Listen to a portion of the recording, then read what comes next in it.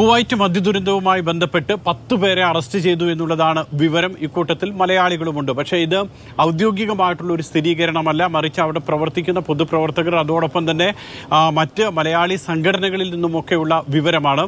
ഇതോടൊപ്പം മരണം 13 തന്നെയാണെന്ന് ആരോഗ്യ മന്ത്രാലയം സ്ഥിരീകരിക്കുന്നുണ്ട്. പുതിയ മരണങ്ങളൊന്നും ഇന്ന് റിപ്പോർട്ട് ചെയ്തിട്ടില്ല.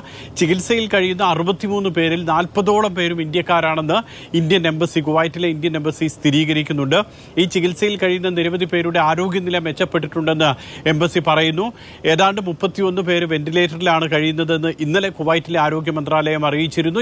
ഇവരിൽ ചിലരുടെയൊക്കെ ആരോഗ്യനിലയിൽ പുരോഗതിയുണ്ട്. 21 പേർക്കാണ് പൂർണ്ണമായോ ഭാഗികമായോ അന്ധത സംഭവിച്ചിട്ടുള്ളതെന്നും ആരോഗ്യ മന്ത്രാലയം സ്ഥിരീകരിക്കുന്നുണ്ട്. ഏതായാലും സ്ഥിതിഗതി ഇന്ന് കുറച്ചുകൂടി നിയന്ത്രണ വിധേയമാണെന്നാണ് വ്യക്തമാകുന്നത്. വളരെ ശക്തമായിട്ടുള്ള വ്യാപകമായിട്ടുള്ള പരിശോധന ഇക്കാര്യത്തിൽ കുവൈറ്റ് ആഭ്യന്തര മന്ത്രാലയം നടത്തുന്നുണ്ട്, പോലീസൊക്കെ നടത്തുന്നുണ്ട്. കൂടുതൽ ആളുകൾ ഇതിൽ ഉൾപ്പെട്ടിട്ടുണ്ടോ, ആരൊക്കെയാണ് ഇതിൽ കൃത്യമായിട്ട് പങ്കാളികളായിട്ടുള്ളത്, ഉൽപ്പാദിപ്പിച്ചവർ ആരൊക്കെയാണ്, വിതരണം ചെയ്യുന്നത് ആരൊക്കെയാണെന്നൊക്കെ കണ്ടെത്താനുള്ള അന്വേഷണമൊക്കെ പുരോഗമിക്കുകയാണ്. മറ്റൊന്ന്, മൃതദേഹം നാട്ടിലേക്ക് കൊണ്ടുവരാനുള്ള നടപടികൾ ആരംഭിച്ചിട്ടുണ്ട്. അതിന്റെ പോസ്റ്റ്മോർട്ടം നടപടികളൊക്കെ തന്നെ പുരോഗമിക്കുകയാണ്. നാളെയും മറ്റന്നാളും ഇവിടെ പൊതു അവധി ആയതുകൊണ്ട് ഞായറാഴ്ച മുതലായിരിക്കും ഒരുപക്ഷെ മൃതദേഹങ്ങളൊക്കെ പിന്നീട് ഈ വിട്ടുകിട്ടുന്ന നടപടികളിലേക്കൊക്കെ പോകുക. അത്തരത്തിലുള്ള നടപടികൾ പുരോഗമിക്കുന്നുമുണ്ട്.